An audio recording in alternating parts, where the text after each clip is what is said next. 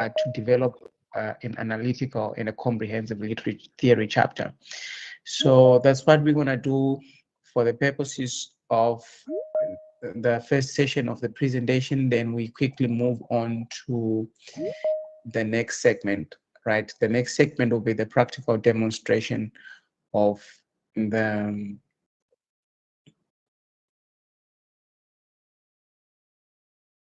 of I'm trying to share of the ChatGPT platform like we always do. Um,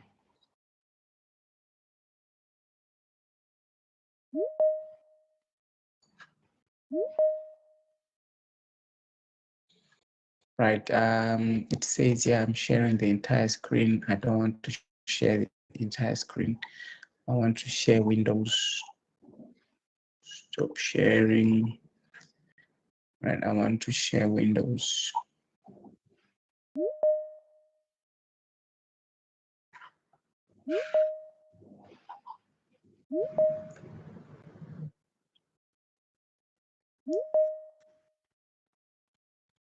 I want to share Windows.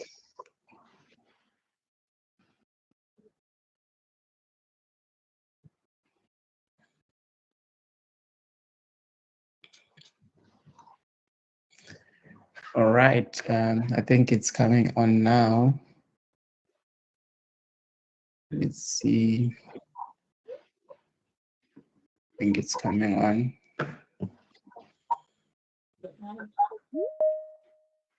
Thank you. And then the course because you're not this. Sorry, is that a comment?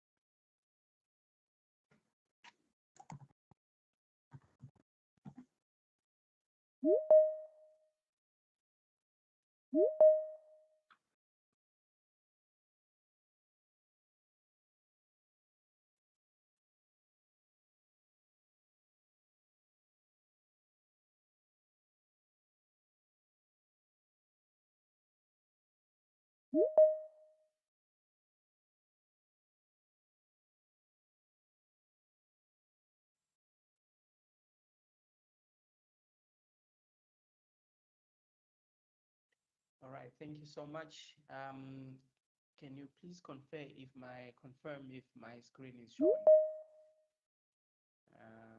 Just give me a heads up if my screen is showing.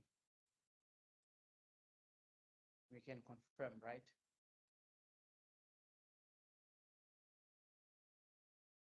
Guys from yes, is my screen showing? Yes, Prophet, showing. Okay, thank you so much. Right, first things first, my name is Dr. TP Moringa. I'm the founding member of AfriLeader AI. My background includes I participated in the development of the UKZN AI policy. I'm a former member of the UKZN AI task force, advisor to deans and academic leaders on AI ethics, especially in thesis examination. So to date, our numbers continue to increase. Last week, we were at 1,000 people who've been trained and who've attended our workshops. Over the past few days, we've increased more, another 100. So our numbers are continuing to increase. We just want to urge you to continue to spread our posters and our flyers in your groups, right? Sorry, Doc, we can't hear you. You can't hear me. Yes, Doc. There's no sound at all. There is a sound, but it's very soft. You sound like you are far away from the machine, Dr. Morenga. Okay, let me try. It seems as if even though I'm freezing a bit, let me see. There's something wrong here.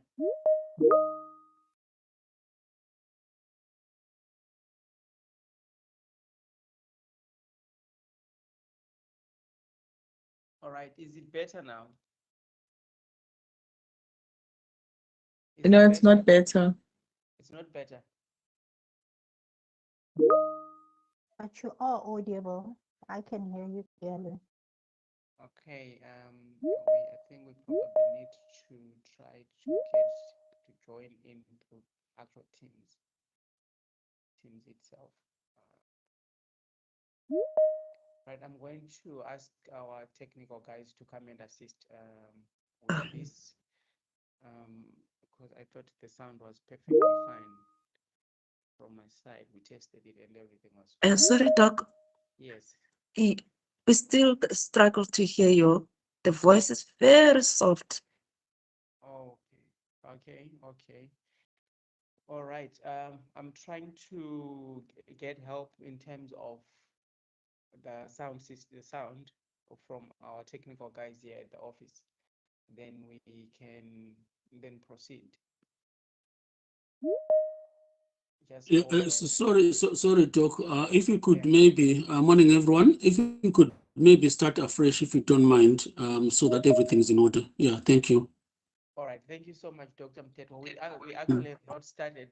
We're just fixing the sound that is giving us a problem. I'm not sure if you hear me clearly.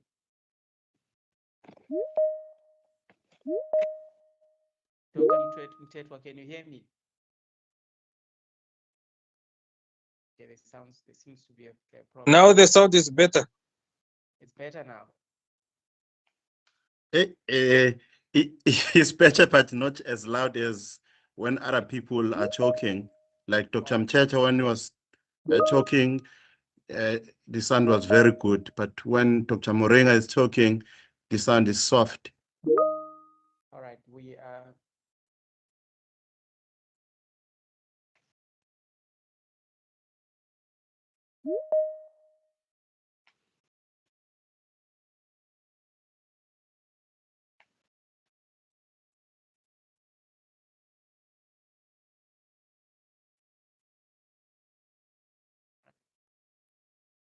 Okay, so here's what I'm gonna do. I'm going to log out it briefly, then I'll come back in and see if that could be better.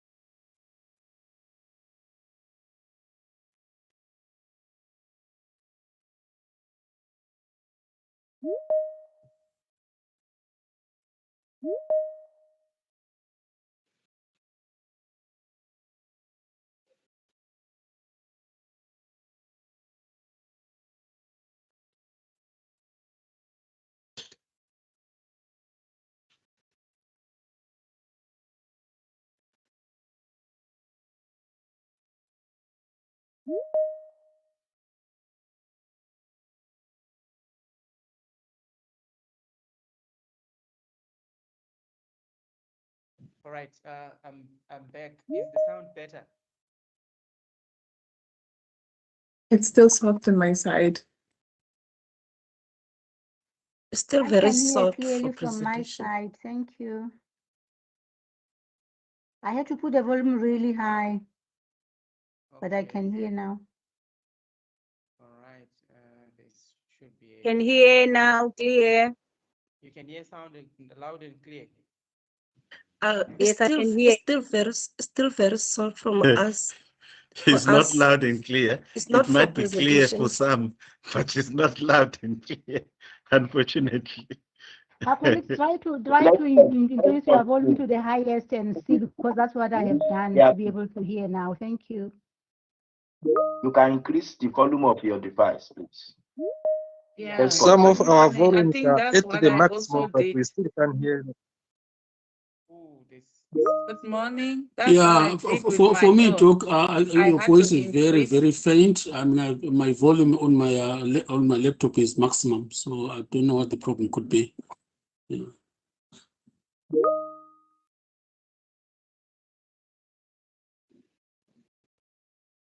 Okay, is there any change? Any change? No change at this stage. Any change?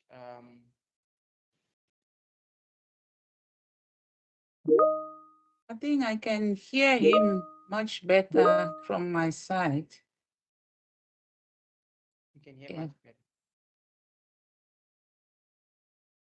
The other thing, colleagues, I've learned when you can't hear properly, sometimes when you use the earphones, it becomes better. Thank you.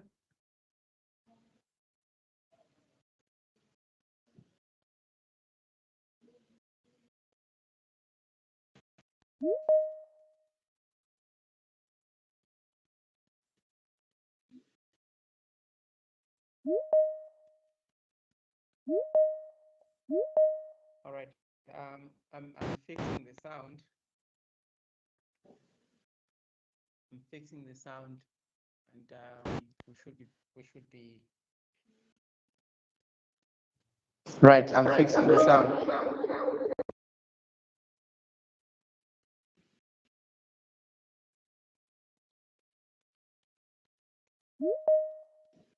Right. I'm fixing the sound. Can you hear me, colleagues? Yeah, it's now Yes, clear. we Perfect. can hear you. That's normal. Now it's okay. It's okay now, doctor. Thank you. All right. Thank you. Now let's proceed. I've changed the device. I think there was a problem there with the device that we're using, but yes, let's proceed.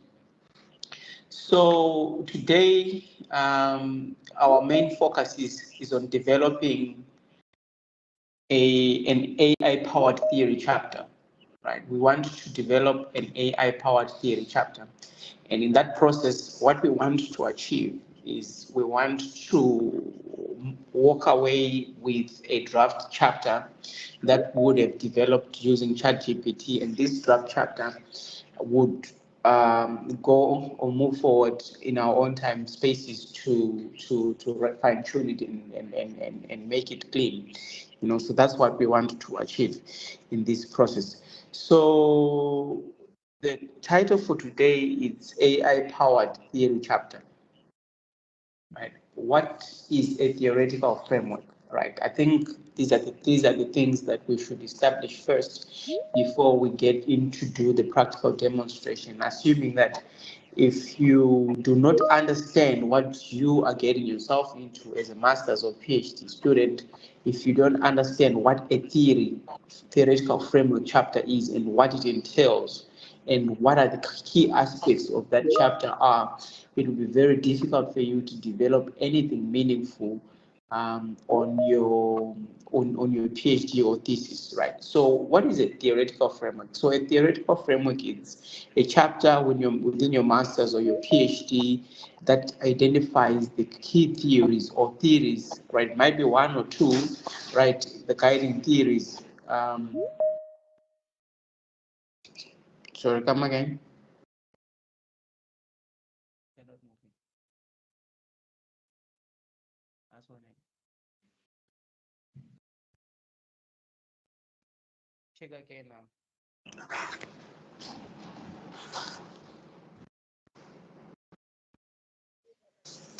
All right. So I'm told that my screen is not big enough. I'm not sure if that is correct. Doctor, can you try and put it on presentation mode? It's actually on presentation mode. Um, okay, let's Maybe see can you here. stop us sharing and share again, because some of us, we can't even see Yes. anything at all. We only see your name. Thank you.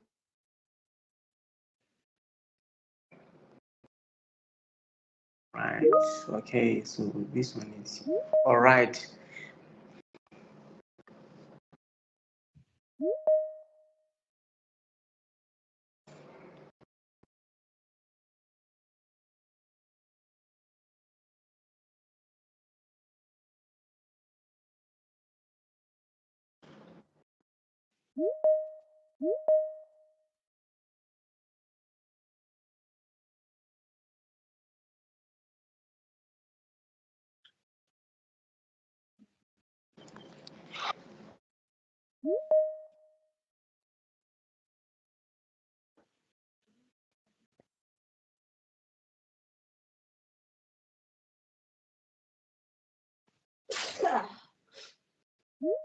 Right. I'm seeing that it's not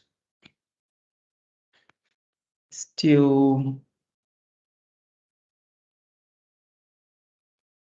It hasn't shown the slideshow. No, okay. But from my side, I can see, even though very Even small, on my but on my side, I So can side, what see. is I can a see. theoretical framework, right? So basically, a theoretical framework identifies the core theory or theories guiding the study.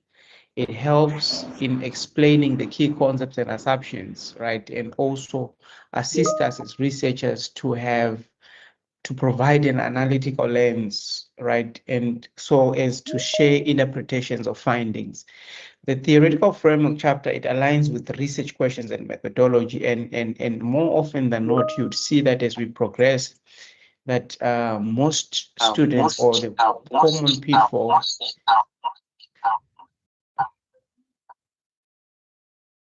common pitfall, the most common pitfall, the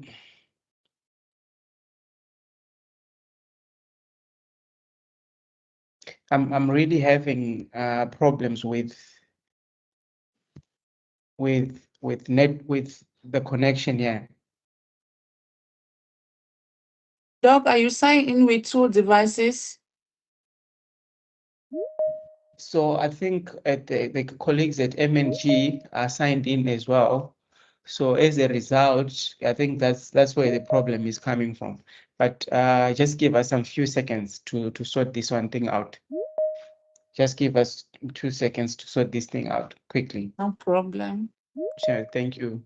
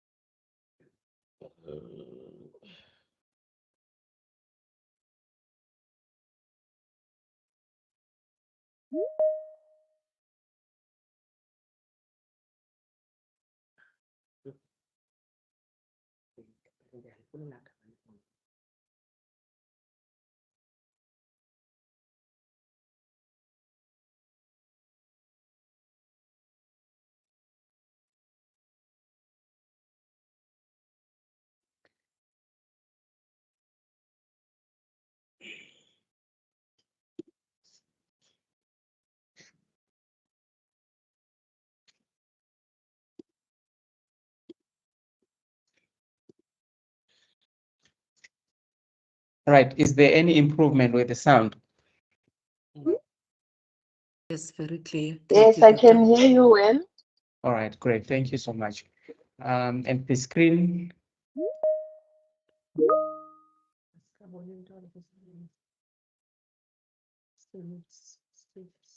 Right, and the screen. Is it? I can see on my side. All right, great. It's okay, Doc. It's okay. Yes, thank you so much. Right. Sorry, apologies about that. Right. So basically what we were saying is that we want to bring in the AI. Yes. We want to bring in an AI collaboration into the developing of a theory chapter for our PhD, right? But for us to get there, we first need to identify and understand the key aspects of a theory, right? We cannot get to a point where we use ChatGPT to develop a theory chapter, whereas we do not, or we are not familiar with what the theory chapter should look like, right? Because our theoretical or philosophical understanding is that the AI in itself doesn't have objectives of its own, right? It only can do what we have prompted it or commanded it to do, right? So that we're saying our theory, we basically saying through what lens am I analyzing this problem? So the theory should be problem driven, research questions driven, and objective driven. Also should emanate from the literature that you would have already read. So for us to get to that theory that we want, right, we need to understand the core fundamentals or aspects of a theory, right? So we should be able to differentiate between the literature review and the theoretical framework, right, when we are using AI, because what seldom happens is that when you give in a prompt or whatever prompts that you've used, you'd see that if your prompt is not strong enough, it will develop for you a literature review kind of document or output, whereas you want to develop a theoretical framework. And when it's submitted, you see, and this is the chapter that most PhD and master students struggle with, the theoretical framework chapter, right? So the literature review is basically reviews what others have studied, right? It talks about, it identifies debates and gaps, and it brings in a broad and exploratory nature of what has been done in relation to your field or your subject that you're investigating. And it may or may not include theories or many theories, right, or concepts that you may have borrowed or might have developed from your previous studies. But a theoretical framework now, it explains which theory guides your study, right? And the key word is guiding your study, right? The operative word is your study. We're looking at through what lenses can I explain or can I analyze my research questions? Through what theories can I understand, can I explain this problem, right? It provides then an analytical lens, right? Where focused in justificatory, where it is focused in justificatory in nature. And by focus in justificatory, we're simply saying you using this theory or that chapter should justify why the problem or why these questions are being answered, right? Using this kind of thinking. So basically, we're looking at, so you take the lenses, right?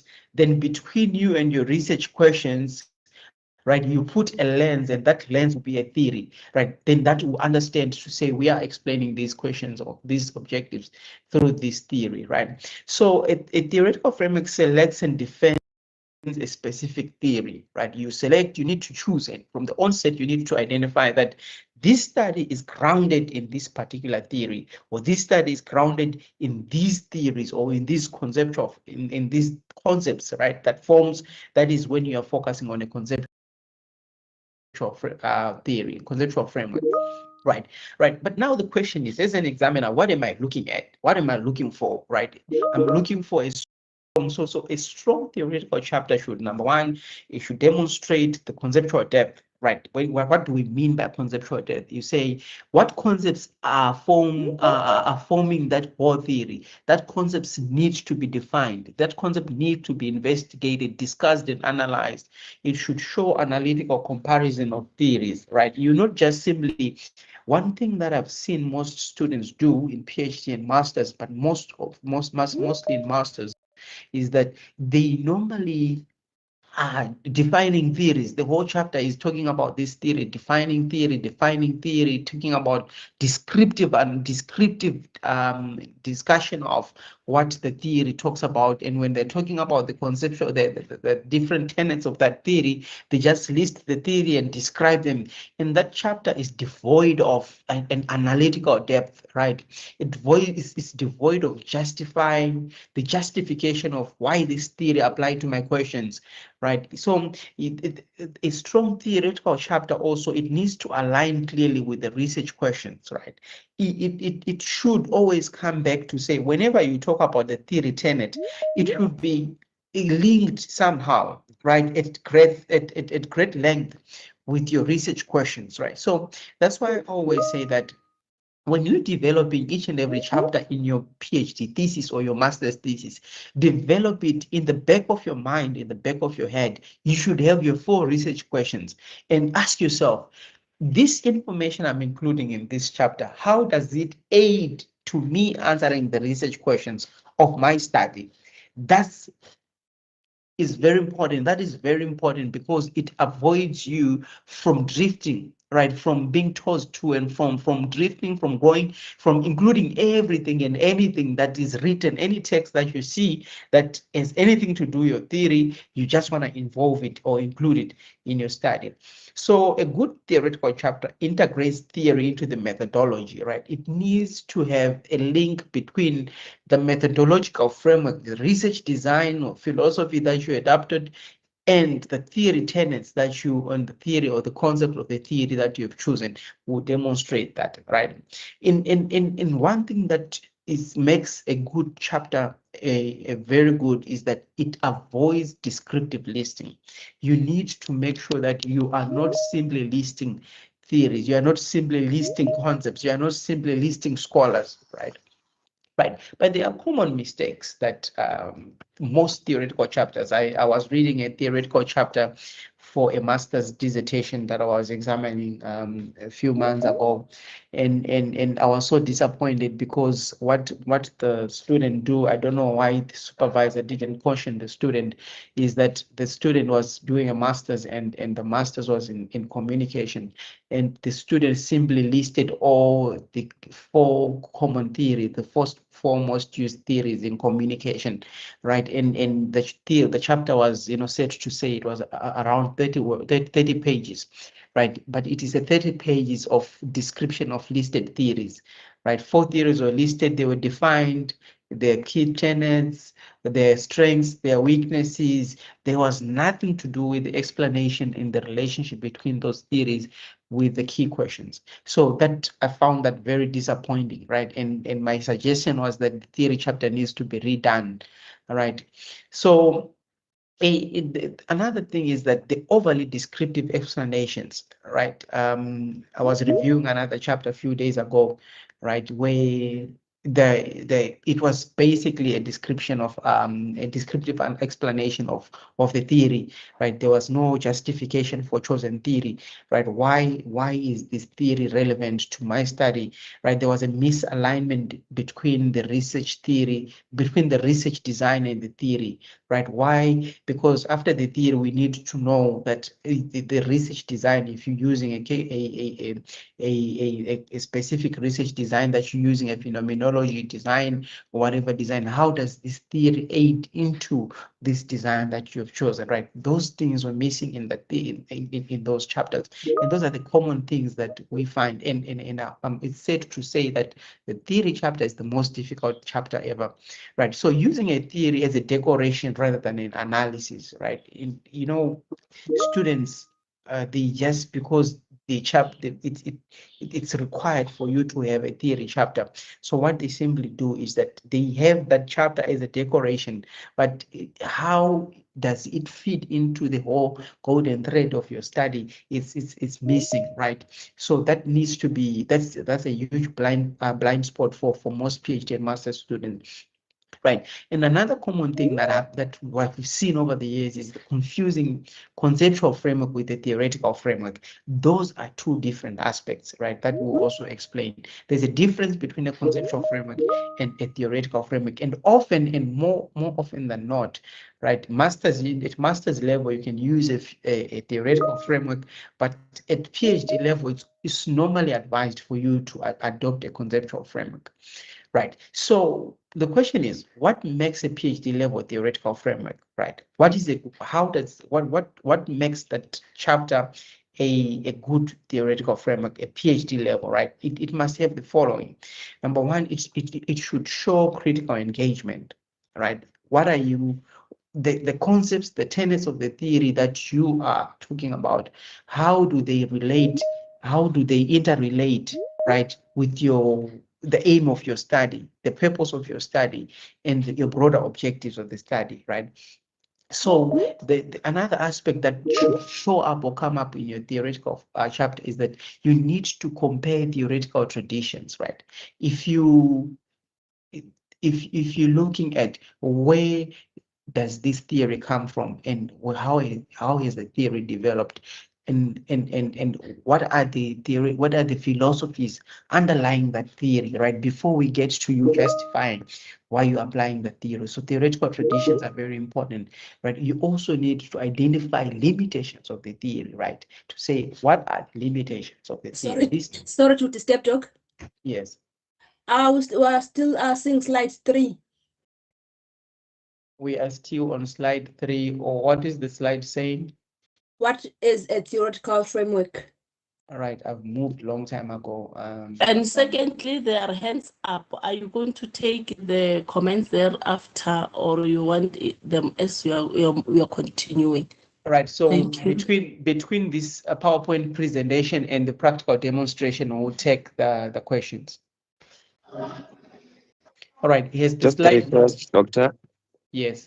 Is there no way we can have this link opened altogether? Because with these people coming in, like the lobby thing, it's very disturbing, because now it's like the sound is just every now and then you have to do, somebody wants to come in. Maybe if it was just opened, so that we Yeah. don't have that disturbance of like that background disturbance. It just continues and it just flows. Thank you, sir. Oh, all right. So colleagues from MNG, can you please remove the settings for the lobby? It's really making noise. I can confirm that it's also disturbing me a bit. Right, just remove the lobby so that people can just join in. Right. Yes, that's what we're talking about. That the people log in. Right. Just allow everybody to come in through. Sorry, am I the only one that is not seeing the slide? I'm not seeing any slide.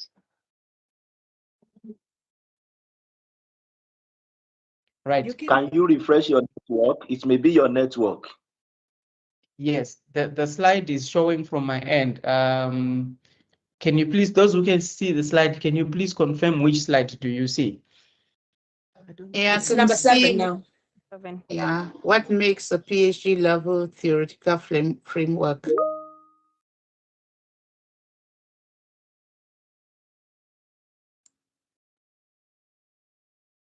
What makes a PhD level theoretical framework? Yes, that's the slide I can see from my side. Okay. I'm seeing the one that says Is PhD it? level, the framework must. That's what I'm seeing. Yeah, that's the Can same maybe slide. because other people cannot see, can maybe somehow share this presentation so that they All right. listen and they will open from their sides. So I'm picking up that is probably your guys' network, because we are troubleshooting here. The slide is moving on both screens, so it could be the need to refresh. I agree. Okay, fine. I can see the slide now. It's on what makes a PhD level theoretical framework. Yes, thank you so much. Right, Thank that's where you. that's where we at. Right. So what makes a PhD level theoretical framework? We are saying that it should show critical engagement and compare theoretical traditions. We've already mentioned this. Then it should also be able to justify adoption of or integration. Why are you integrating this theory into your study, right? Then the one thing that normally is lacking in most studies is the aspect of integrating, the aspect of extending or refining the theory, right? And it's a scary terrain, and it scares most PhD students, right? But if you want to have a contribution to theory, right, you need to get to a point where your study will contribute to the theory by adding, right, some tenets, right, by adding or refining the theory, right? And it's a very important aspect to add to the theory, right? That would be a contribution to knowledge, right? But another thing that a good PhD level theoretical framework should demonstrate is that it should demonstrate intellectual positioning, right?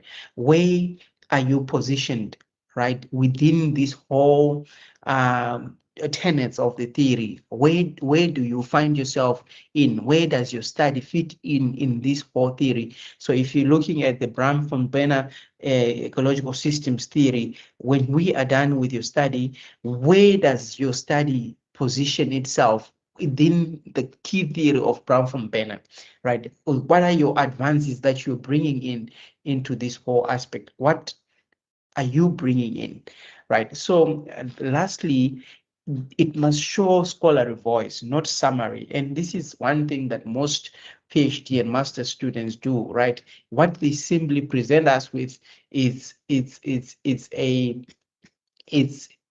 a what we call the summary of theories, right? Like I've mentioned earlier on, you basically summarizing theories. There's really not much coming from you, but what you're simply doing is that you are summarizing theories, right? So and the next aspect that we need to look at is the conceptual framework versus a theoretical framework. Right. What is the difference between the two? What is the difference between the conceptual framework and the theoretical framework? Right. I'm picking up that the slide is not moving again. I'm not sure. I'm not really sure what is happening. I wish I could. I wish I could do something about this.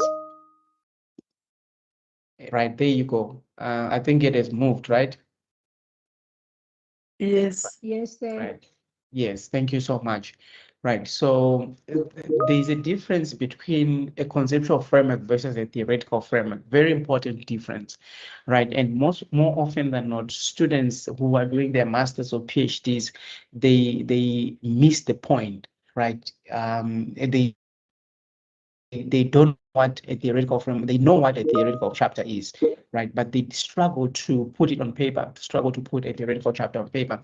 They also know what a conceptual framework is, but to pen it down becomes always a challenge. So the theoretical framework is normally based on established theory, right? So we're looking at your framing theory, your feminist theory, your institutional theory. So what you're doing is that you are drawing from recognized scholars or theoretical traditions, right? So your study is building up on, or your research questions are being analyzed using that theory as a whole, right? You're using your forwarding that theory, you're fronting that theory as your analytical framework or lens, right? And you based on that theory or on that group of theories, right? So it does, what it does is that the theoretical framework, it provides the analytical lens for interpreting findings, right? And that's where the difference with the conceptual framework is going to come in.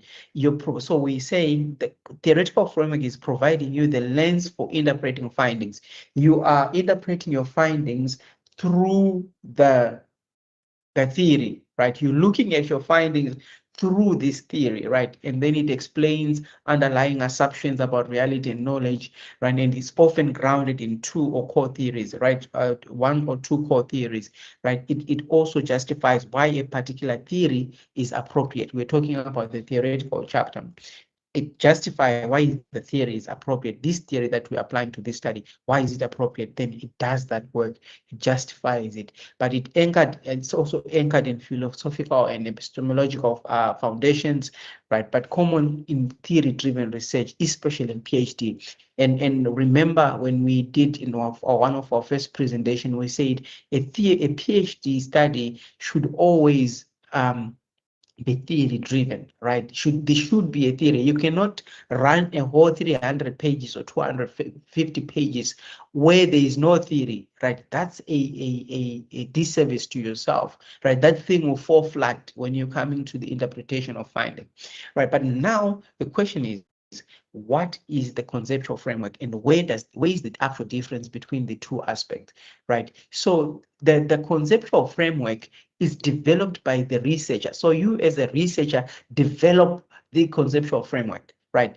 And we are saying the theoretical framework is you are based or you are drawing on established theories, right? But when you are coming in with a conceptual framework, you yourself as a researcher is the actual custodian of this conceptual framework that you're developing, right? So how do you develop a conceptual framework? And at PhD level, it is expected that each and every study should have a conceptual framework instead of a theoretical framework. Why? Because you are saying in my thesis, I'm going to contribute to knowledge, right? And contribution to knowledge would be your findings will contribute to the body of knowledge, and you are contributing to the theory, right? Theoretical contribution and practice and stuff like that. So for you to have a good contribution to theory, right, you need to develop a conceptual framework through which you map your study. So what are we saying? We're saying you draw from concepts identified in literature or in other theories, right? So whereas your theoretical framework chapter has two or three theories that you are running with through which you can interpret your findings. Here in a conceptual framework, you say you're going to borrow concepts that developed in your literature review or concepts that are found in a framing theory or in a institutional theory or in whatever theory, then you bring them in, right? All those concepts to develop a framework through which you can understand and interpret your study. Right. So what the conceptual framework does, it maps relationship between concepts in the study. So if you've been reviewing literature and you're finding that studies are talking about symbolic annihilation, those who do feminist feminist studies, they're talking about symbolic annihilation, semiotic violence, and so all those concepts that emerged in your theory in your literature review, then you bring them in to develop a conceptual framework. And normally conceptual framework should be followed by a diagram that shows how variables or ideas are expected to relate. This concept here takes us to this, right? And the final outcome would be these findings here, or would be this ultimate concept, right? So that's your conceptual framework. It has to combine multiple concepts across different studies. And the conceptual framework is normally used also in studies that are multidisciplinary or interdisciplinary in nature, and illustrate how the study is structured conceptually. It is more practical and more and model driven, right? So that's what I think at PhD level. At master's level, you can come up with a theoretical framework, which is fine. We forgive you for that because you're still developing yourself. But at PhD level, I think you need to upgrade yourself to get to the point where you are focusing on the conceptual framework, right? So that's the conceptual framework, the difference between conceptual framework and theoretical framework. That's what we expect you to do, right? So now the question is, where does AI fit in this whole matrix or in this whole process? Now we want to talk about AI, we want to talk about ChatGPT, right? Where does it fit, right? And why and how should we use it? Where does it fit in? How and why should we use it? Right. We need to bring in AI as a research assistant or as a research instrument that assists us into developing this this whole theory or conceptual framework that we're going to be developing practically, right? So we're saying ChatGPT, right? The reason why I always ChatGPT in my presentation is there's a lot of platforms that you can use, right? But at master's or PhD level, right? That might be financially taxing for you to go and subscribe for those things. But these fundamental aspects, these things that we're demonstrating, you can do it on a free platform on ChatGPT, but on a paid platform, you won't get the same results.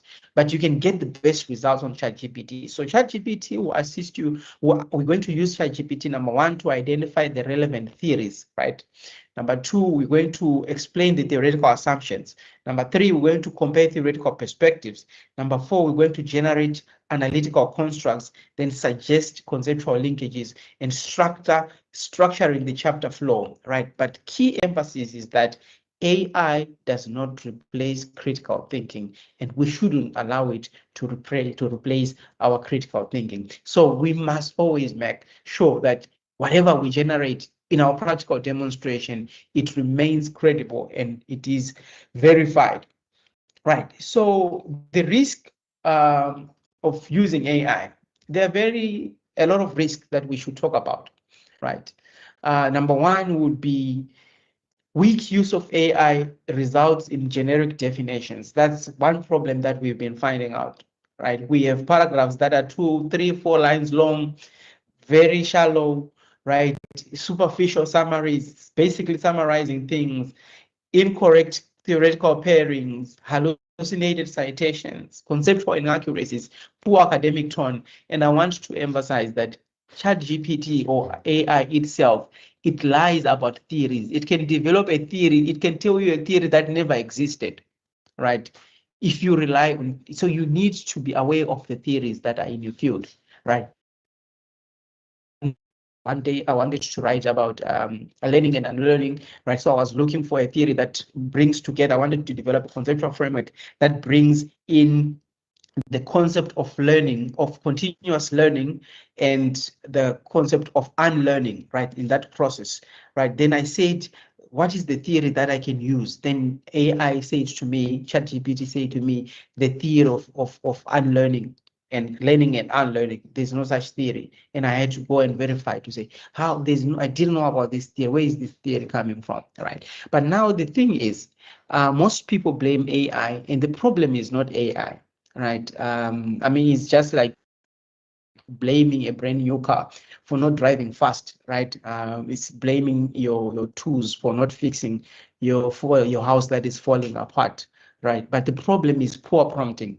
The reason why we are not getting the best output from platforms is because of the prompts that we use, and we have poor prompts, right? And it is the prompts that we're going to focus on while we're developing the chapter itself, right? So we'll demonstrate for you a weak and a strong and a strong prompt when you are developing your work, right? So what are we saying? We are saying the power of prompting engineering is very important, right? What we need to focus on when we are doing this presentation with you is that we need to look at the quality of output that depends on that depends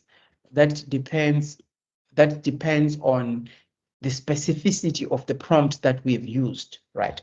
And the difference between a prompt that is context provided and the one that doesn't have context provided, the difference between the level of instruction that we give to the platform and the analytical direction, right? And also the research design clarity, right? So what are we saying in conclusion? We're saying good prompts is equals to structured instructions, right?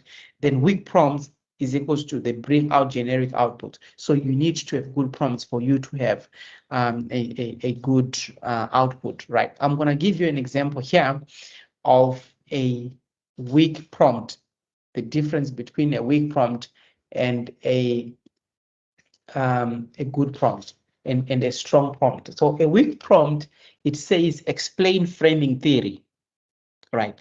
That's a weak prompt. It says explain framing theory, right? At PhD level, we don't expect you to be prompting like this when you're using ChatGPT or master's level. This is way too generic, and this is a low level to say explain prompting theory, right? It shows lack of depth. It shows that you are not in touch with your field, or you have not read enough, right? You have not familiarized yourself enough with your field of study or with your study that you're doing. But however, a strong prompt would be explain framing theory in the context of analyzing gender media representation in South African political reporting, discuss its analytical strengths and limitations for qualitative content analysis, right? So this prompt, what this prompt has done to us, the difference between these two prompts is that the second prompt, which is a strong prompt, right, which we argue is a strong prompt, is that it captures the fundamentals of a prompt in academic writing, context, application, and critical depth, right? We're saying here, explain the framing theory, right? We're giving it what theory we're focusing on, right? Then we give it context. Context there is followed by the study, the subject that I'm dealing with, which is analyzing gendered media representation in South Africa political reporting. Then beyond giving it the topic that we're focusing on, we say discuss its analytical depth and discuss its analytical strength and limitations for qualitative content analysis. We've given it the methodology and the key aspects that we want it to develop, right? If I punch these two prompts, right, separately on ChatGPT, you'll be amazed with what will come out, because what will come out is too different. Explaining the framing theory will give me a generic answer, whereas a strong, the one that is strong, that is context and stuff like that, will actually give me a strong response. So we'll show you how that goes, right? We'll show you all that. Right, so now what is the structure of a theoretical framework chapter? Right. What is the key common structure, the general structure? Well, this universal structure, depending whether you are doing a study in whatever field, right? But of course, you have to customize it according to your study, right? So the structure of a strong theoretical framework chapter, it begins with the introduction of the chapter. Here, you are actually introducing what the chapter is going to focus on. This chapter focuses on this framing theory, and the study is foregrounded in this theory, right? Then the second thing that you need to have, right, I normally use this as my headings as I'm developing my my theory chapters, right? So the second thing would be the conceptual clarification, right? Now here, the conceptual clarification will involve you tracing the origins and early application of the theory, right? Where did the theory come from, or where did the concept come from, right? And its early application and development, right? This is where you use classical literature. Then you move on to focusing on the key tenets of the theory. You are not listing the theory, you are analyzing the theory and looking at their early application, right? And how they've developed, but also bringing in your voice as a researcher, right? We'll see how it works as we do the presentation, right? So if you're using a conceptual framework, then you need an overview of relevant theories, right? So, or relevant concepts that are there, right? What theories am I focusing on?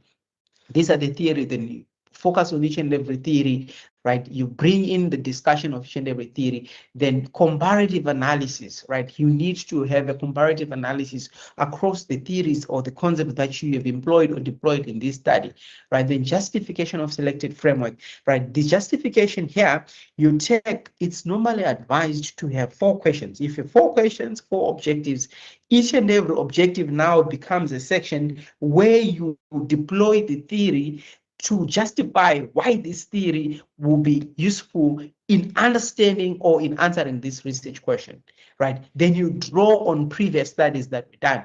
We'll demonstrate that again. So you do that for all your research questions. This will allow you not to be drifting because you are looking at objective per objective or question per objective. How does the theory or this concept of the theory or these concepts brought together, how do they enhance or allow me to analyze? How do they work as a lens through which to understand this research question, right? Then you need to have an integrated model, if applicable. The integrated model would be that conceptual framework that I said, that maps the relationship in between these concepts and the research questions and the final outcome. That would be the integrated model, right? So it needs to have, you need to have in a section also that speaks about alignment with the research design. We've already mentioned that. Then of course your conclusion, right? That that would be your theoretical framework, right? So the role of theory in research alignment is very important, right? So we're saying in a nutshell, right, as we move on to take some few questions, then we do the practical demonstration. The first thing that we need to bear in mind is that the theory should align with the research problem, right?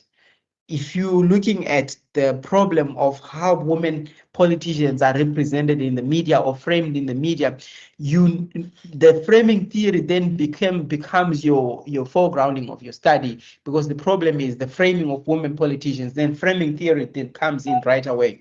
Then the research questions also, then the research objectives, the methodology, and the data analysis strategy. Normally, my theoretical framework, when I'm using framing theory or when I'm using feminist theory, my analysis will be the feminist analysis, right? It will be a feminist or a framing analysis that I'll be using there. So there needs to be, everything needs to be aligned, right? The alignment, misalignment is one of the most common examiner criticism. You'd find that there's no alignment between the research questions and the theory tenets. There's no alignment between the objectives and the theory discussed, right? There's no alignment between the theory and the methodology or the analysis that have been deployed. If you're looking at your research design, will be a phenomenology design, right? What is the theory that is, how does that relate to your theory that you're focusing on, right? So from descriptive to analytical writing, right? So framing theory explains how media shapes perceptions, right? So this is an example of how the statements in your theoretical framework would sound like, right? So when you're still writing and saying, or when you have prompted ChatGPT and it bringing you statements like framing theory explains how media shapes perceptions, right? That's not, these are not the kind of statements that we expect to see in a framing theory chapter, right? This is descriptive in nature. You are just describing what the framing theory does, what your framing does, right? But statements that opens the paragraphs in your theoretical chapter should read like, while framing theory explains how media shapes perceptions, it does not sufficiently account for structural gender power relations, which feminist media address, media theory addresses, right? So at PhD level, we are saying writing requires comparison, right? That's what a good PhD theoretical chapter is. Writing requires tension, right? There needs to be tension in your writing, in your literary review, in your theoretical chapter. There needs to be tension. Three things: comparison, tension, and evaluation. Everything should be evaluated. Everything should have been there should be tension between theories. There should be tension between concepts. There should be tension between scholars. There should be comparison. There should be evaluation. Until then, your chapter will be very weak. Right, so let's move on to the practical demonstration. But before we move on to the practical demonstration, we're going to take a few questions. I hear that there are questions, there were hands that were raised, right? There's Simi Siabonga, as usual. Thanks, Simi, for joining us. You can go ahead. Thank you very much, Dr. Moringa. Good morning, fellow students. As always, Doc, compliments to your presentation. Let me cut straight to the question that I have. Doc, throughout the presentation, I noticed that you are using theoretical framework and the conceptual framework somehow interchangeably. And I know it's two different things, but I'm struggling because when you start to explain, you are still using, you say if you are doing PhD, go for conceptual framework, but you still use theoretical framework in the same sentence. So I get a little bit confused. The question that I have, if you choose the conceptual framework, you should then move away from approaching your study from the theoretical framework. Thank you, Doc. All right, thank you so much. Right, so thank you for bringing that up. So Sorry, Dr. Moringa, this information which is here we cannot read. Can you put this on a slide mode? Can you? Right. So I've been trying to do that for quite some time. Okay. I think it's the setup of the platform that I'm sharing on, right? But we'll see. We'll try to get these slides out there, right, for you, right? I want to respond to. Oh, thank you so much. I want to respond to Dr. Simi, right? So there's two different things. The conceptual framework and theoretical framework are two different things, way two different things, right? And this presentation, because it's done for both honors, masters, and PhD, we can't. I'm struggling to focus to say use a conceptual framework only, because I'm understanding that there's somebody who's at PhD or master's level would want to use a theoretical framework. That's why I made a distinction in my slide that these things are two, right?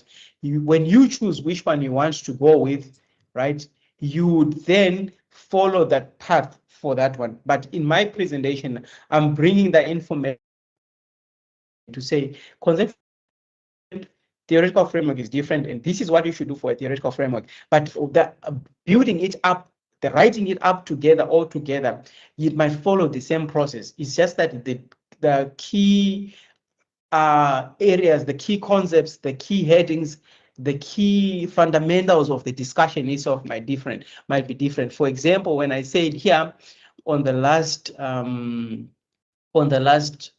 slide, when I said the key structure of a theoretical framework, right? So this is just the basic. I would also should have said the key structure of a conceptual framework, right? This here might say more or less like a universal structure, right? For example, introduction to the chapter, the conceptual clarification, right? Now that's where you bring in concepts, right? Overview of the relevant theories. Remember, I'm saying the theories that you have chosen to bring a conceptual framework. So in your theoretical framework, you can choose to use theories, 2 or 3 theories, then you run with the theories. But when you're using a conceptual framework, right, instead of deploying the relevant theories, now you are deploying the concepts. Right? I think that's where the confusion is. But the structure that I've presented is a universal structure that can be adjusted whether you're using a conceptual framework or you're using a theoretical framework. Right? It might more or less follow the same outlook, but depending on what you develop or what you deploy at each and every section. Right?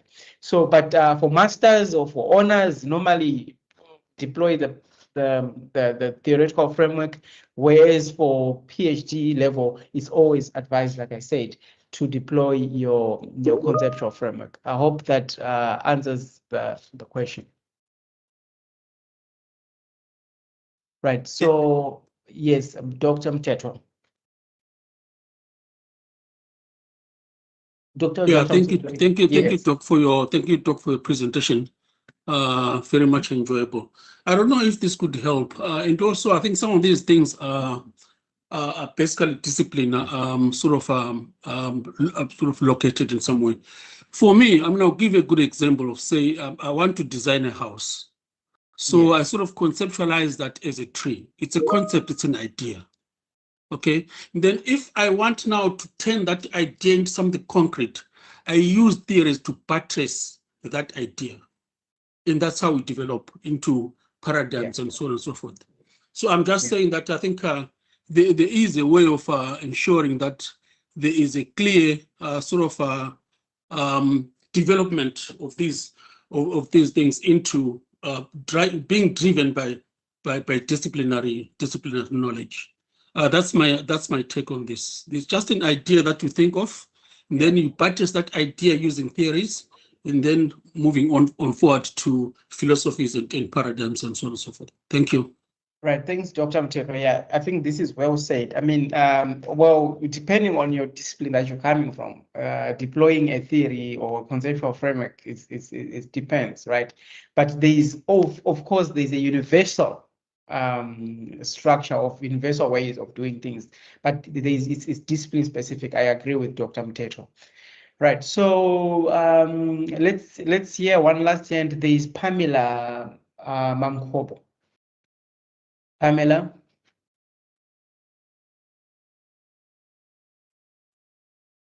You know what I have seen in one of the yes, I'm saying what I've seen in one of the theses that I assessed was that, you know, at the end the researcher would be able to indicate it in a form of a table.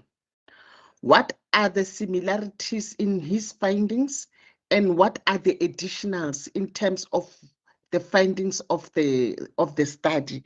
Then you are able to identify the innovation in terms of what the researcher has found as new knowledge to the existing knowledge. And also in terms of the introduction, he mentioned several other people who used a similar theory in almost a similar context. It may differ, but however, what is that which he added over and above those that he found from other theories, from people who used a similar theory? Right, fair enough. Yeah, I think that's great. That's a great approach. Right, so you'd see that some of those things, for example, tables and stuff like that, they become very easy to develop, especially when you're using ChatGPT. Right, so let's move on to ChatGPT now, so that we can start our demonstration of what we have prepared today. Right. Right, so what we want to do is we want to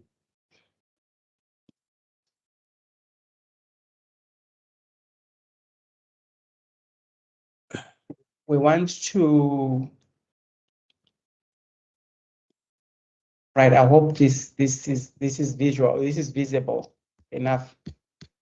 Please let me know if it is not. On my side, very visible. All right, and the screen is big enough. All right, I'm going to log in here. I'm using ChatGPT, the subscribed version. The subscribed version of ChatGPT. So what we want to achieve is we want to achieve a simple task. We want to achieve a simple task, and our simple task here is to develop a chapter, right? So, but remember, like I said, that the best thing to go about developing a chapter, especially for a PhD chapter, is that we need to deploy AI first, right? Or ChatGPT first to give us a structure of that chapter so that we are working within the parameters of what we have, right? We are working within the parameters of what we have. So what I'm going to do is that I'm going to give it my topic. I'm saying my topic is on media presentation, women politicians in South Africa, in Africa, right? Then I say here, a feminist approach, something that I'm just making up, right? That's my topic, right? Then I just put a topic. I didn't write anything there, right? I'm not sure if ChatGPT is going to write anything in response, but that's generic, right?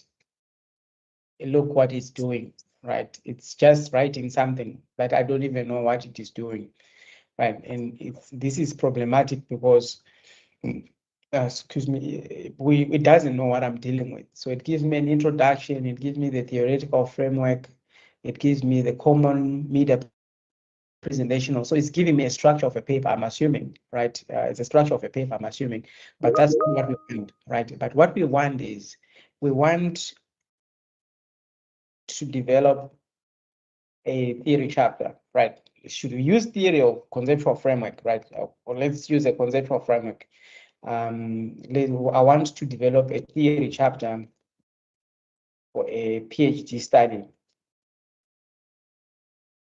For a PhD study, I'm deploying 2 theories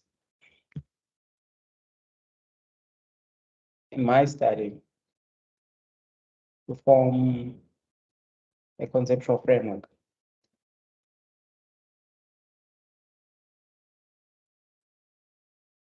Right. So what do we want, right? So we want to develop a structure first, right? So when we're developing a structure, I want us to identify the difference between the output that we get from a weak prompt from the one that comes from a strong prompt, right? So the first prompt I'm going to use here is that I'm going to use, the first prompt would be, I'm saying, let's see here, it says write a theoretical framework chapter using framing theory, right? Using framing theory and feminist media theory, right? Then this is what comes out. It says chapter 2, theoretical framework, and it's said to say that I was reviewing another paper that was written in this way, right? I mean, this cannot be PhD level. This is just chapter 2. Then you get it. Then you get the theory overview of the theory. Then you get the core assumptions of the theory, right? Somebody would actually submit this to you for you to examine, right? So what ChatGPT has done here, it has just given us a structure, some ideas of what and stuff like that. But now we want to use the reason why we are getting this here. We are getting this outcome or output is because the prompt that we've used here is too vague, right? it says write a theoretical framework chapter using framing theory and feminist theory. It's too vague, right? It's not doctoral level expectations, and there's no structure, there's no research alignment, there's no alignment with the theory, there's nothing, right? But what I'm saying is that before we get to here, right, we need to develop the structure of what we want to develop. I'm saying before developing the structure, right, the chapter, provide me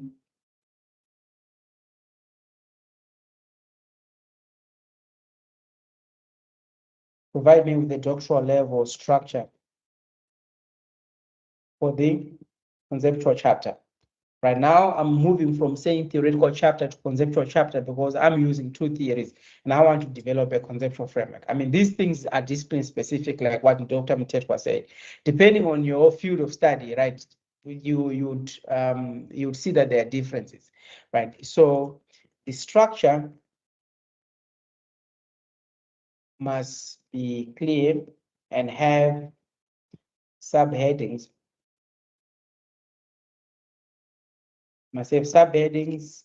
It must have pointers of what each and every section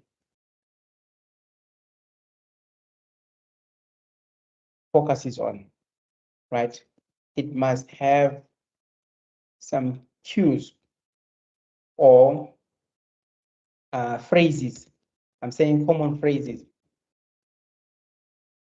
used in writing a conceptual framework chapter.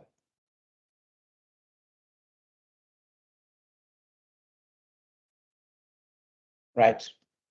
Then that's what we have in there. Let's see what comes out, right? So now this is a structure that I'm gonna, if I'm happy with, I'm going to follow the first. So it says now, section 2.1 will be introduction to the conceptual framework. Then it says here, focus on this section, introduce the purpose of the chapter, explain why the theory is central to the study, briefly explain the theories, explain how the framework guides the research, right? Then key questions to address, right? It says, why is the theoretical foundation necessary for the study? What gaps does the framework help to address, right? So the common phrases that I'm supposed to use in this chapter or in this section is, this chapter situates the study within. The purpose of this chapter is to provide a theoretical grounding. The study draws upon two complementary theoretical traditions. The framework provides analytical lens through which, right? So now you'd see the difference between what we got here when we just doing your generic things to the structure that we have. So when we have the structure, right, this is the structure that I'm going to follow throughout my PhD thesis, right? So I'm saying, so all these things here, they are happening. So this will be my 2.1, right? This will be the introduction. So these are the things that are supposed to come into my introduction, right? Then 2.2, conceptual clarification. It speaks about conceptual clarification. It says, focus on this section, define key concepts, study, key concept of clarification, media represent. These are the concepts that needs to be defined, key questions, right?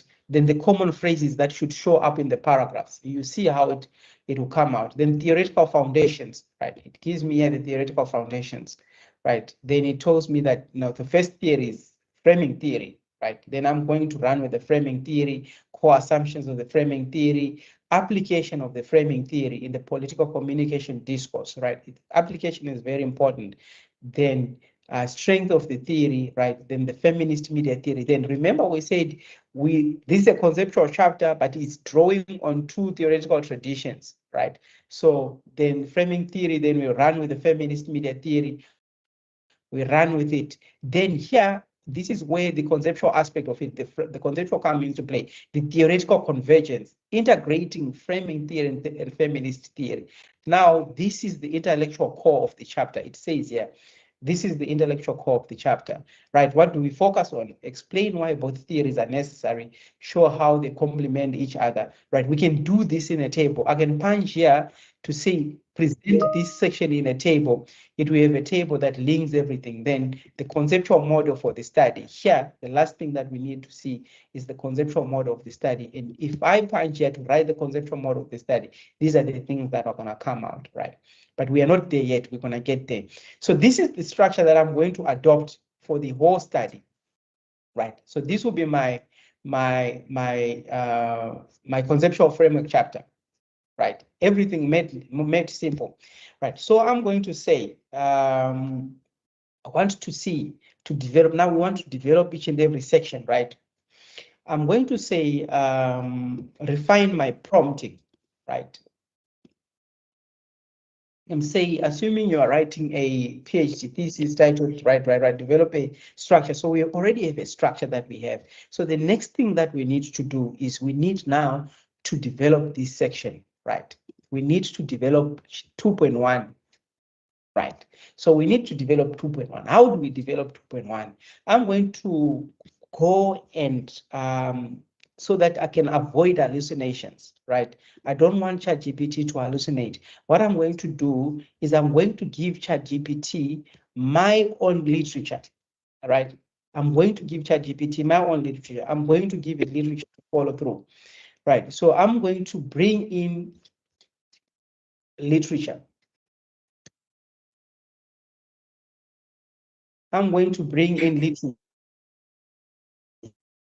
So I copied literature from, I have my database or my list of sources, right? This is the literature sources that I have, right? And this is the literature. So this is all literature that I've copied and pasted here.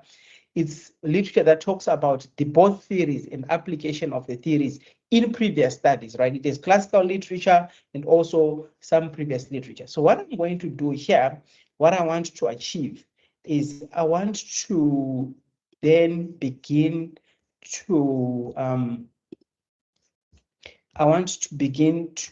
have the theory developed, the introduction first, right? So we need to start with the introduction of the chapter, and we're going to say here, right?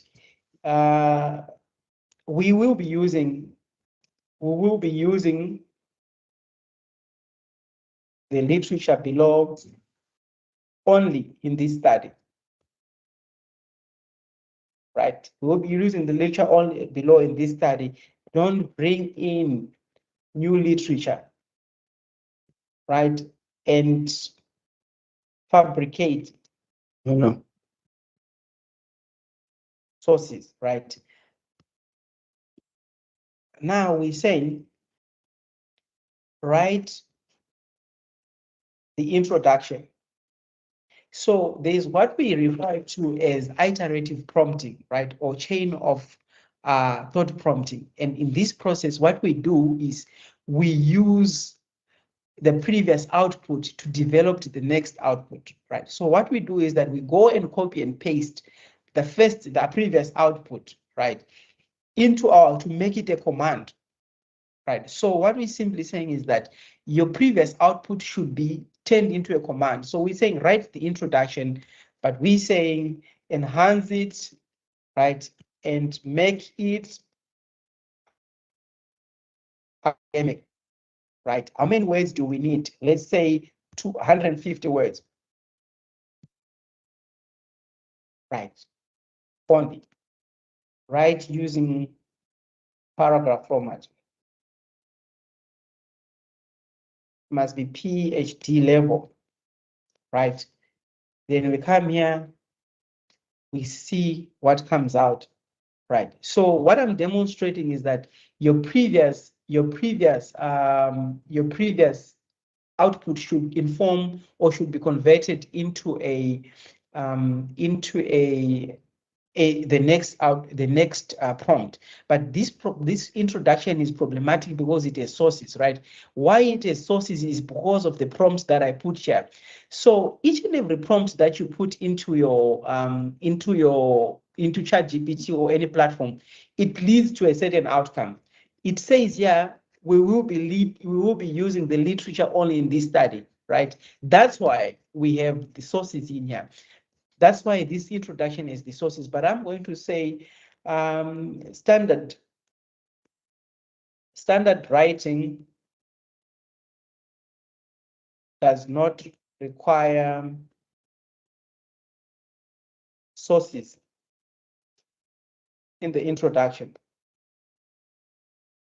right? Reformulate.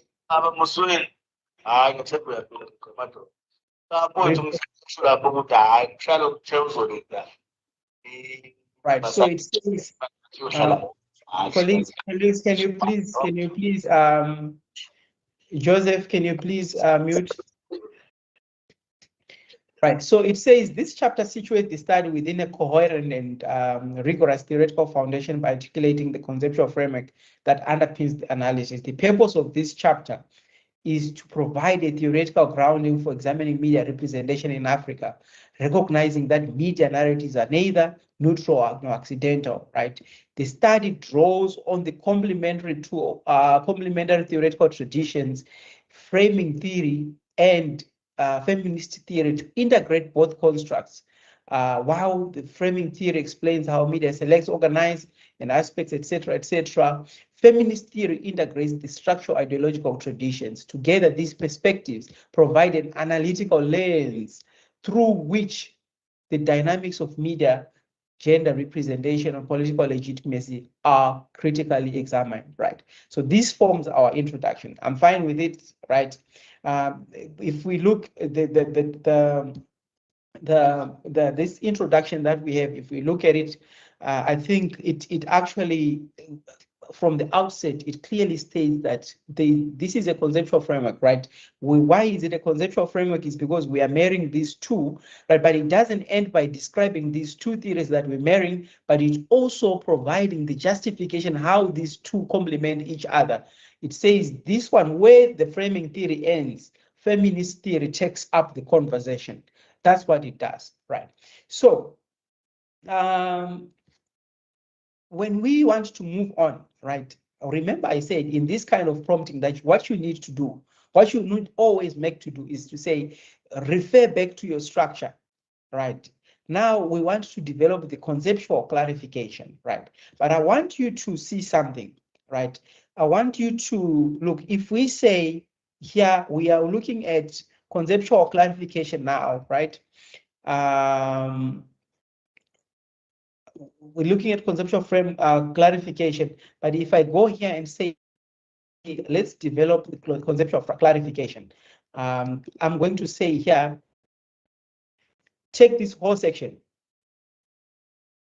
and import it back, right? This will reduce hallucination. I'm going to say, develop and expand the section, right? Now we need sources. Now we need to use sources.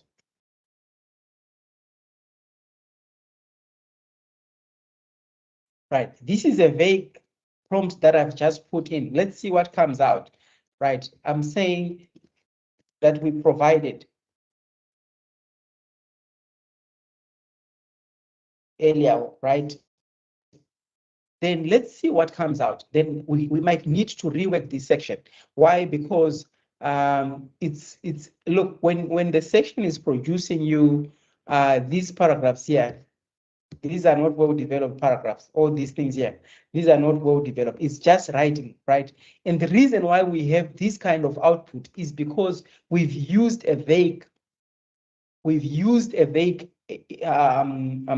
prompt. We've used a vague prompt, right? But now the question is, what exactly do we want to come out from this section, right? Because this section is supposed to talk about conceptual clarification. To say, rewrite this section and ensure analytical depth.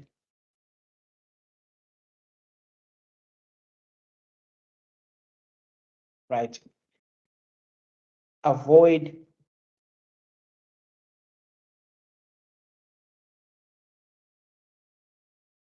and be specific. And be specific and critical, right? all paragraphs must be fully developed and well argued, right? All paragraphs must be fully developed and well argued. Each paragraph must focus on a specific idea. It must focus on a specific idea, right? Use at least 5 sources in every paragraph, right? Don't fabricate sources. Use only sources provided. Right now, colleagues, this is a different prompt, right? And we want to see what comes out of this prompt, right? We want developed and well-developed, right? I'm going to copy again the literature, right? So the reason why I'm always going back to the first outcome is that so that we avoid hallucination, right? The best output that you get on ChatGPT or any AI platform is when you are specific and giving parameters, right? What do you need to come out of from what you're doing, right? So we are developing the same section, but now we are developing it using different prompts, right? Now, this section 2 of our theory chapter is conceptual clarification. We just need to clarify concepts. Now, look at the difference, colleagues. Now, here we had paragraphs that are sick, right? They look like they are on medication, right? These paragraphs here. But with the change of prompt, just to change the way you prompt, look at the difference. Now we're saying media representation is conceptualized in the study as a structured process, right? Look at the citation structuring, right? Look at this. Now the paragraph is life.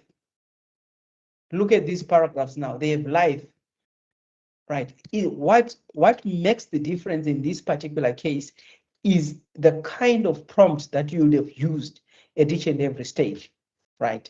The kind of prompts that you've used at each and every stage. So this here will form in section 2.2 of your conceptual framework or your conceptual study, right? We haven't got to the point of verification yet or paraphrasing or anything, but what I advise my students is to say, work from a draft document, right? So what do you do is that you have 2.1 here, right? You have 2.1, which is your introduction, right? You copy it and paste it and put it on your document, right? Then you go to 2.2. You copy the whole 2.2, right? You are developing your thesis, your chapter. You copy 2.2, copy and paste it and put it aside. Develop that document, right? Then you need to go and do now. We're referring back to the first output, right? Because we need to be guided by the first output. Let's go back to the first output. The first output is showing us that we need now to be talking about the framing theory, right? We need to be talking about the framing theory, right? Which is 2.3 is what the framing theory, right? So I want to show you something, right? In difference with the prompts. If I say to you, if I say to ChatGPT, explain framing theory, right? If I say explaining framing theory, right, I want you to see the difference. It explains to me framing theory, right? And the reason why it's explaining framing theory is because of the prompts that I've given it, right? And if you use this as a prompt, if you use prompts like this in your PhD thesis to write your theoretical chapter, you'll be doomed, right? Because look at the difference. Look at these paragraphs. They are sick. They don't have depth, right? They lack depth because you just saying they give you they encourage a surface level description, right? No historical or intellectual grounding, right? So, but if I come back and take the 2.2, right, the 2.3, the 2.3, I need to come back to that section again because that's the founding section. If I come back and say part 1 here and say framing theory, the origins and stuff like that, then I need to give it, I need to take it again because that's the section I'm developing. We're developing section by section. You don't need to overwhelm the platform, right? You don't need to overwhelm the platform. You come here and say framing theory, but I need a clear prompt, right? I'm saying here, develop this section here. Develop the section, right? It must be analytical, right? It must have theoretical depth, right? It must be well cited, right? It must have, right? I can go back and say, I love the prompts that I used initially, right? I can go back and say, I need to borrow back this, the first prompt I used, right? The prompts that produce this kind of work that I love. I'm going to borrow that prompt and I'm going to say, you know what? I'm going to use the same prompt again, right? Because I want my work to produce the same kind of writing. I'm going to use the same prompt again, right? So that I can get a uniform kind of writing, right? I'm going to borrow the same prompt. I'm going to come here and say, I just need to edit a few things, right? Here, from here, I'm going to say rewrite this section and ensure analytical depth and stuff, right? It's the same prompt. Then I come here and click it, right? So we are 2.3 now, the origins and the intellectual foundations of the theory, right? This is a rich paragraph, right? Look at that. Origins and intellectual foundation of the theory, right? It's not simply just describing things. It says central to the framing theory is the assumption that media influences operates through pattern selection and silence, right? Frames defines what construct are, right? It's according to, it has depth, right? I can choose to expand it and say, I want this section to be 1,5 words, right? Expand it to be 1,000, to be 2,000 words, right? Expand it to be 2,000 words. Then I can expand the section, right? That's depending on how many words you need to develop. Expand it to be 2,000 words, right? You are developing your chapter section by section, right? And this avoids hallucination. And this, it can only be done by the type of prompts that you're using. So the difference between a good output and a bad output lies solely on the kind of prompting that you use, right? So this, I'm happy. Maybe I'm not so happy with it, but when I'm reading it, I'm liking what is coming out from there, right? So I can copy this whole section. Then I copy this section and put it on my document, right? Remember, we are still gonna do the verification of everything that is in there, but we are verifying on a draft. We are not verifying on from zero, right? Then we come back again, right? We're not gonna go through all the sections, right? We just want to rush through quickly to the feminist theory, right? Then we need to develop the feminist theory as well, right? I'm gonna say expand the feminist theory, the below, right? Right, expand the section below, right? I want to see if ChatGPT has automated my writing practice or followed my instructions, because after 2 or 3 prompts, right, of the same prompt, you don't need to repeat that same prompt again, because it has already automated your section, right?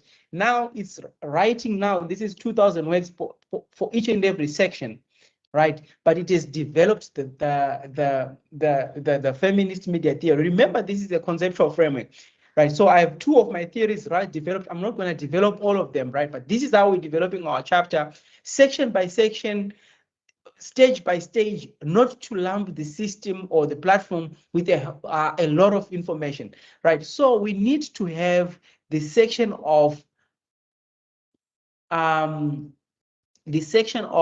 theory convergence, integration of framing theory and feminist theory, right? Then we say expand, right? I'm not worried now about the hallucinations. I'm not worried about the sentence length or the paragraph structure because the platform is already automated the way I want things, right? Now, this would be our integration, right? This is our integration of the two chapters. The section situates constitutes the intellectual core of the chapter. The integration of the framing theory and feminist theory is not addictive but synthetic. Each theory addresses limitations while the other, and together they produce a more comprehensive analytical architecture for examining media representation. Then there we are, right? Then points of convergence, I love this. Where do these theories converge, right? Where do these theories diverge? Right, then I'm saying I want this to be in a table format, right? Links the 4 research questions to theory, then theory tenets, and justification. Right. Right now, for a clear visual representation, right, I need to capture this in a table that links the research questions, the theoretical lenses, the theory tenets applied, and the analytical justification. I have 4 questions. The first question is say, how were women politicians represented in selected media text? Then it says, let's use the both theories, right? Then it says, framing theory will be used to selection, salience, problem definition. These are the concept of the theory that we are applying, and these are the sources from which we draw from. Then the explanation, it says framing theory explains how media structure representation through partnered emphasis, while feminist theory integrates why those patterns reproduce gender hierarchies. So this will become our visual representation. This table here, I'm going to copy it and paste it and put it on my table as well, on my document as well, so that we have all that we need, right? But another thing that we need to do to demonstrate is we need for our chapter needs to have the conceptual study, the conceptual 2.6, right? We need the conceptual model of the study, right? So now we say develop conceptual model of the study.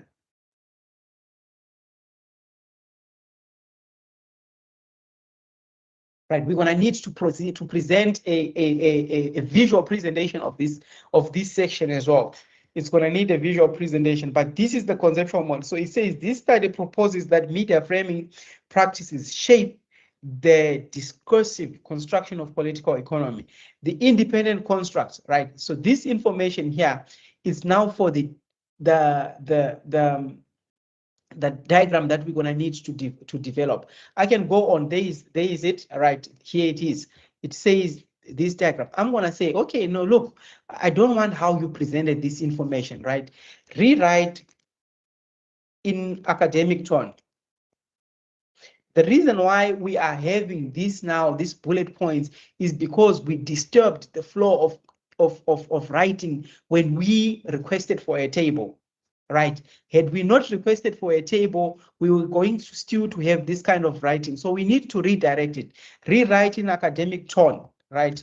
Use the theory, the sources, and follow the writing style in the previous sections. Right? Don't use bullets. We don't want bullets. Right? Then there you have it. Conceptual framing of the model, right? The model proposes, right? Now we are back in our flow as well, right? This is the conceptual framing, but what we want to do, we want a visual presentation of this model, right? You can use different platforms, but let's see what ChatGPT can give us, right?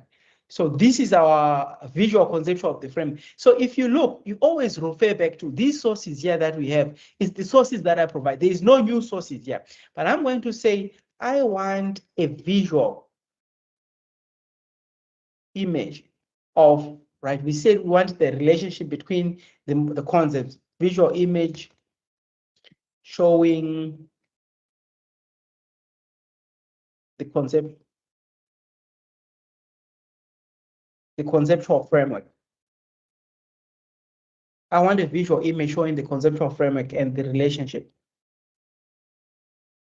All right. I want JPEG, right? I want JPEG or one PDF. Let's see what comes out.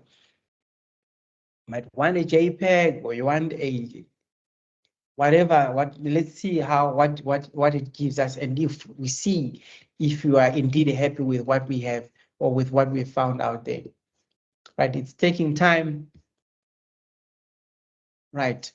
So this is how you get to use a platform like ChatGPT, right? To develop your sections, your chapter, right? But you are developing your chapter. You are not just giving it a one prompt to go with, right? You are using that platform to develop the prompts as well, but you are also developing the prompt, right? Now, remember we said the last section is to say the theory, position, or assumption. We can develop this section as well, right? We can develop this relevance of the framework, but let's see what ChatGPT has produced at the end. Right. So this is the model that we have, right? For media frames, issues frames, personality frames, then it gets to mediation frames, contextual frames, then it brings back output, conceptual media, context, and stuff like that. So this is the conceptual model for our study, right? We are not, we don't have time to verify everything. As a researcher, I'm going to need to go and sit down and say, is this really making sense? But what I'm happy with is that I have some way to work from, right? So all this information, I copied and pasted and put it in my document so that I can go and do my verification, right? If you're worried about plagiarism, there are ways to avoid plagiarism. The first one is to go and paraphrase and rewrite in your own words, right? The second one is to use tools that are there to look to check for the level of similarities and stuff like that. Develop and enhance the last section. Right. So develop and enhance the last section. So which is the theoretical positioning and assumptions, right? The study advances the following propositions. Now, this is your contribution to the study. This proposition, media coverage of women politicians is more likely to emphasize personality, right? This is what these studies emphasize.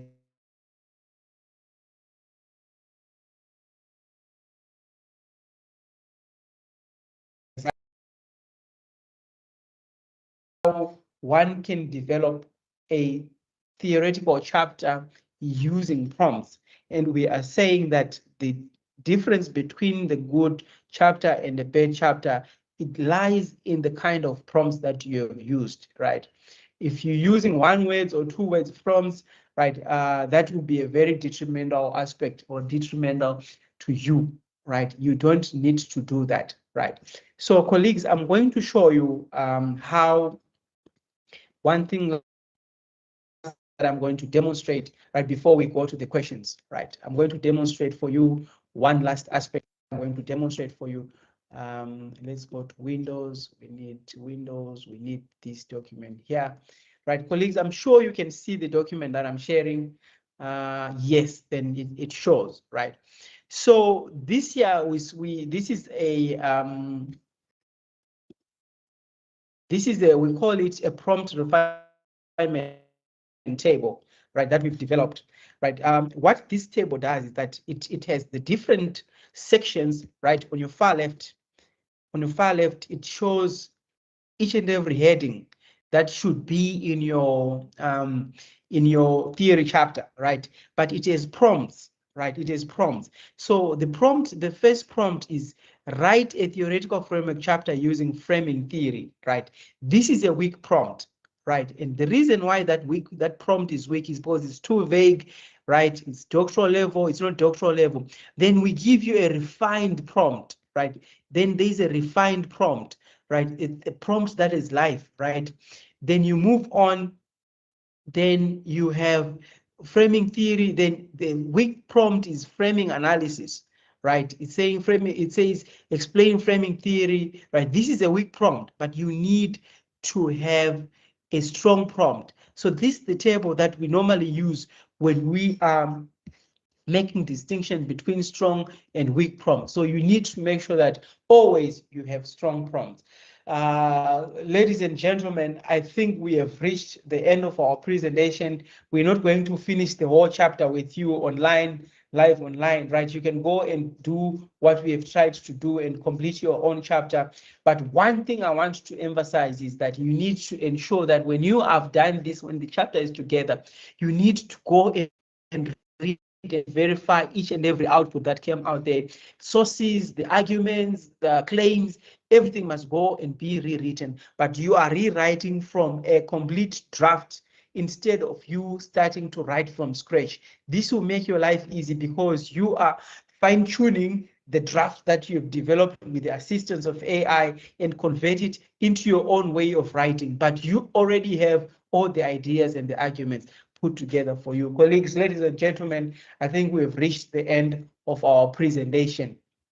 We've reached the end of our presentation. Now we're opening up to comments for subtraction,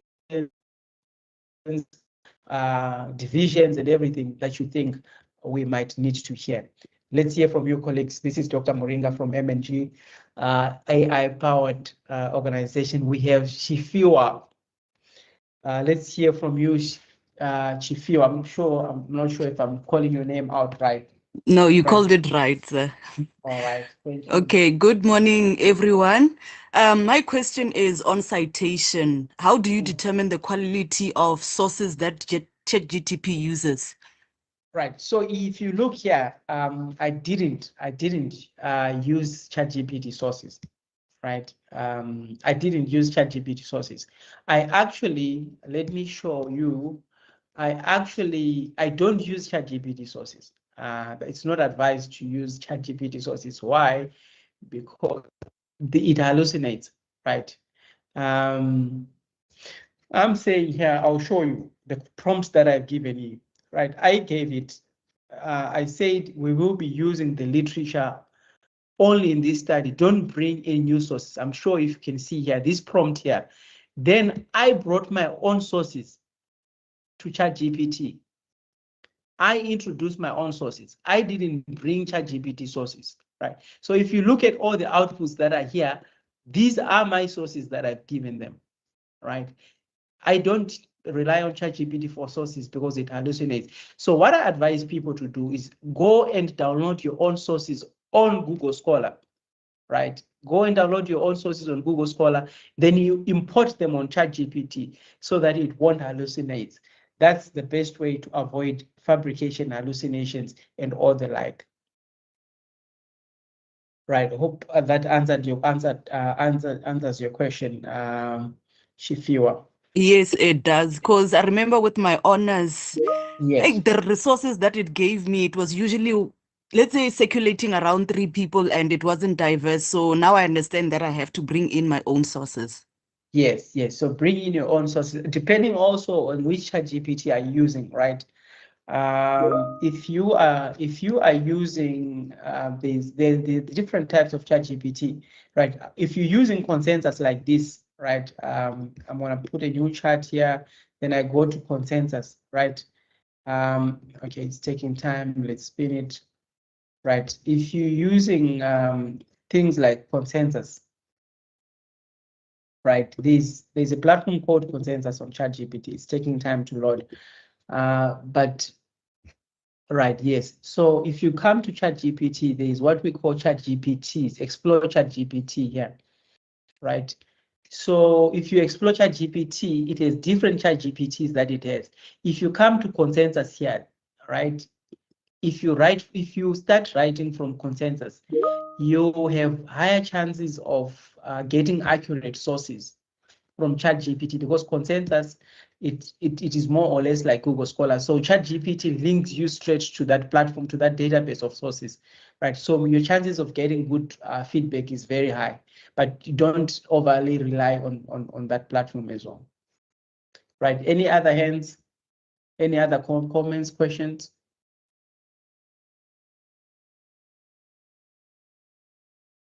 Any thoughts?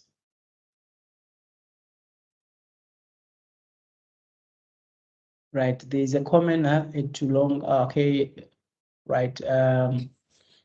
Reading comments here. All right, there's a hand from Taba. Thank you very much, Dr. Mringa. It was a very wonderful presentation. And when you started, you indicated that the use of AI should never replace critical thinking. So what are you saying now? Because somebody will be having all this information or be able to create it. Tell me if this created information using different prompts will be, will be regarded as, yeah, it's A1 generated, but then it is using your intelligence. So is it going to be fully regarded as what? As not your origin? And secondly, you say, yeah, you need to come back and put your critical thought within what you are writing. And then at what level? If there is 50%, or what are you saying? What is your recommendation? Right. So my recommendation is to you is that you, okay, I'm going to go back to that same information, right? That the assumptions, okay, right. So my recommendation to you is that what we've done here, right? We have had what we regard to as AI assisted content, right? Generated content that is assisted by AI, right? And this content here, you will not develop it if you're not familiar with the field itself. And if you do not have the prompts, right prompts. And for you to get to right prompting, you need to be familiar with the field itself, right? Because if I'm saying to you, theoretical convergence, for me to verify, right, at what point do you see, your question is, at what point do I need to verify this information? I need to go and read here and see if this makes sense, right? And I need to go and refer to Guran and Ozara and see, right, if what is said here is what they've said also, right? And I need to rewrite these paragraphs, this onwards. But the idea is that you're not working from nothing. You're working from ideas that have already been put together. So basically saying the writing process is made easy, right? From going to read 50 articles to come up with a paragraph, right? Now the information has been completed. And the emphasis is on human judgment, is to say, is this information credible enough, right? Is this information accurate enough? Are these citations clear and accurate, right? Can this information be relied on, right? Then you begin to paraphrase and write. The same paraphrasing that you're gonna do if you're reading 50 articles, right? And put the paragraph together. But in this particular case, it has been congested. That information has been congested and structured, better structured enough for you not to spend so much time to read. But human judgment entails, after you've put the draft document together, to go back and verify every sentence and statement that is in here. Read everything through, verify the citations, everything that has been generated. Make sure that you are familiar with everything and you are happy with it, right? And you rewrite it in your own words, right? That's where human judgment comes into play. And that's what distinguishes between AI output and AI assisted output, right? And the reason why we are confident that this is AI assisted output is because I showed you that if you type to say right framing analysis here, it will give you a sick paragraph, right? But through your understanding of the field, you need to bring in some prompts, right? Then AI will do the work for you to generate the work for you. Like, for example, if you look at these paragraphs, right?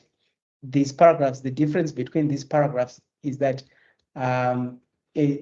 a person who's not familiar with the field, or a person who doesn't know how to do thorough prompting, will not generate the same information as this. But I want to caution, never over rely on the output of ChatGPT.